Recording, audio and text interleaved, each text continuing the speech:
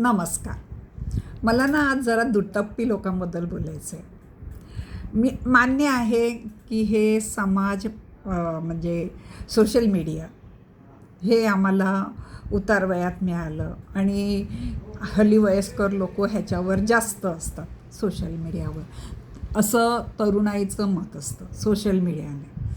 पण जो काही अनुभव असतो, जो काही स्वतःचे विचार असतात, ते मांडायला तर सोशल माध्यम आहे ना हे.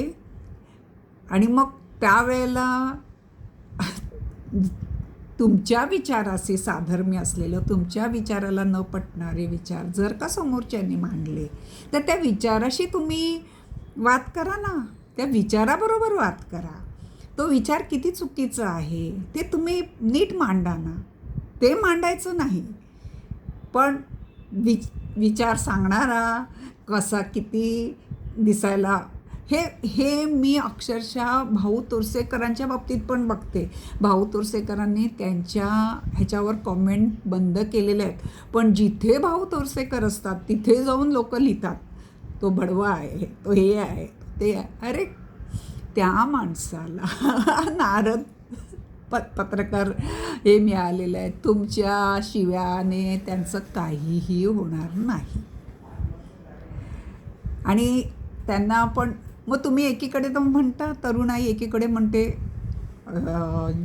की एवढे फॉलोवर आहे. मग त्यांचे किती फॉलोवर आहेत, त्यांना ऐकणारे किती जण आहेत, त्यांनी व्हिडिओ घातल्या किती लोक वाटच बघत असतात की कधी ते व्हिडिओ अपलोड करतात. त्यांनी असा काही एक टाईम ठेवलेला नाही, त्यांना मनाला येईल तेव्हा ते घालतात. त्याने कॉमेंट्स बंद केलेले आहेत, सगळं आहे. पण त्यांना त्यांच्या बोलण्यामध्ये, कंटेंटमध्ये काही विचार घेण्यासारखे असतात, समजण्यासारखे असतात. ज्यांना ते समजून घ्यायचे असतात ते त्याच्यासाठी वेडे असतात. पण जो 1% असेल ज्याला त्याचा विरोध करायचा आहे, तो मात्र तिथे कॉमेंट बंद आहे ना. मग जिथे ते असतात किंवा त्याचा एखादा पीस ज्यांनी घातला आहे तिथे जाऊन त्याला शिव्या घालतात. तर मला हेच हा इथे मला दुटप्पीपणा म्हणायचं आहे. तुम्हाला कोणाचाही, मग तो माझाही मुद्दा असू दे, मी तर त्यांच्या पायाची धूळ पण नाही. त्यांच्यासारख्या माणसाला जर इतक्या खालच्या पद्धतीचं लोक बोलतात, तर मला कोणी बोलल्याचं मला वाईट का वाटावं? मी तर वाईट वाटूनच नाही घेत, कारण त्यांचा सखोल अभ्यास आहे, माझा तर नक्कीच सखोल अभ्यास नाही. मी त्या सगळ्यांचंच ऐकूनच काहीतरी इथे थोडंसं माझं मत मांडायचा प्रयत्न करते थोडक्यामध्ये. तर माझं पहिल्यापासून हेच म्हणणं आहे की मुद्द्याला मुद्देसूर बोला. नाही माझे मतं पटली, कोणाची, माझीच म्हणून नाही, ज्यांची मतं पटली नाही त्यांच्या मताबद्दल लिहा. हे तुमचं बोलणं चुकीचं आहे. त्यांच्या म्हणजे व्यक्तिमत्वाबद्दल काय लिहायची प्रश्न आहे? गरज आहे का त्यांच्या व्यक्तिमत्वाबद्दल? आता फडणवीसांना सुद्धा टरबुजा म्हणतात. हे म्हणणाऱ्या जर त्यांच्या मोठ्या नेत्यांना जर वाकड्या बिकड्या म्हटलं की राग येतो. सुरुवात कोण करतंय? आपली भाषा, आपण लोकशाही आहे, ती तुम्हाला तुमची मतं मांडायला पूर्ण मुभा दिलेली आहे. मग ते तुमच्या फेवरच्या लोकांना पण दिलेली आहे, तुमच्या विरुद्धच्या लोकांना पण दिलेली आहे. हे तर आपण मान्य केलं पाहिजे ना. मग पण ह्याचा अर्थ तुम्ही तुमच्या भाषेचं कुठल्याही ह्याच्यातून काय कोणाच्याही अंगाला भोकं पडत नाही.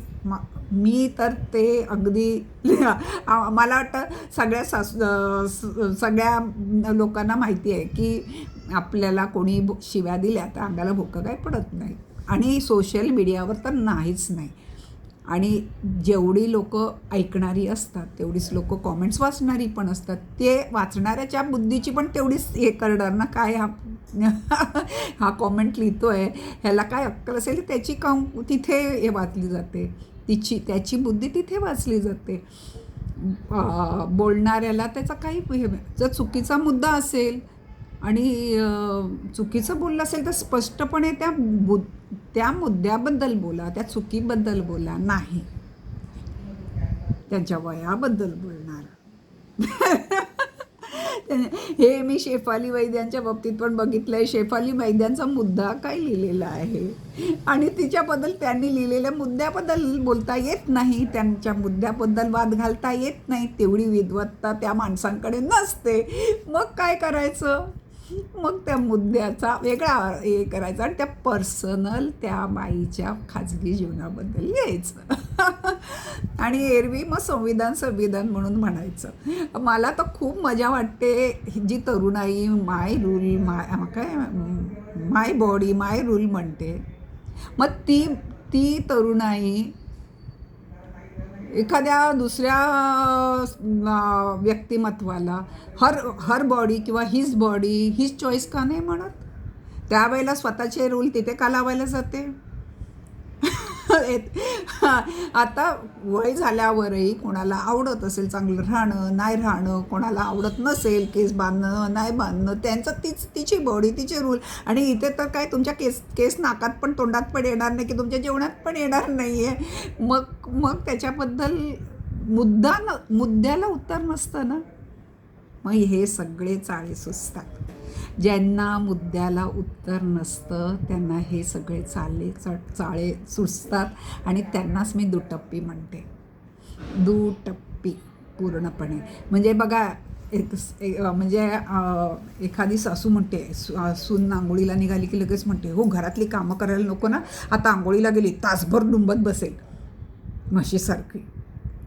आणि तेच लेक गेली बाथरूममध्ये आंघोळीला की लगेच कौतुकाने सांगते हो ती पूर्ण निगा घेते स्वतःची, नीट आंघोळ करून येणार, स्वच्छ आंघोळ करून येते. माझ्या मुलीला तेवढा वेळ लागतोच तासभर. म्हणजे तुमच्या मुलीने आंघोळ करते ती स्वच्छतेसाठी, नीट राहण्यासाठी, आरोग्यासाठी. आणि जेव्हा सून जाते तेव्हा मात्र ती कामं टाळायला. आता ही बघायची दृष्टिकोन असतो. म्हणून हे उदाहरण दिलं. हे घराघरातलं चालणारं उदाहरण आहे म्हणून मी तुम्हाला हे उदाहरण दिलं. ह्या अशाच पद्धतीने प्रत्येक माणसाच्या, कोणाच्याही असू दे, प्रत्येक माणसाच्या कंटेंटवर येऊन व्यक्त होणारी बरीच माणसं असतात. व्यक्त होणं गरजेचं असतं. लाईक करा, शेअर करा, कॉमेंट करा. हे कंटेंट करणारे स्वतः तुम्हाला आवाहन करतात तुम्हाला हे. पण ह्याचा अर्थ की तुम्ही येऊन ओका असं नसतं. पण ज्याच्याकडे जे असणार तेच देणार ना. असो, तुम्ही माझं ऐकता त्याबद्दल मी खूप आभारी आहे. आणि मला इथे येऊन जसं म्हणतात ना, मला व्यक्त व्हायला मिळतं, मला आवडतं, मला माणसांशी बोलायला हे करायला, संवाद साधायला आवडतो. मी येते रोज एक थोडंसं बोलते आणि माझी मी मोकळी होते.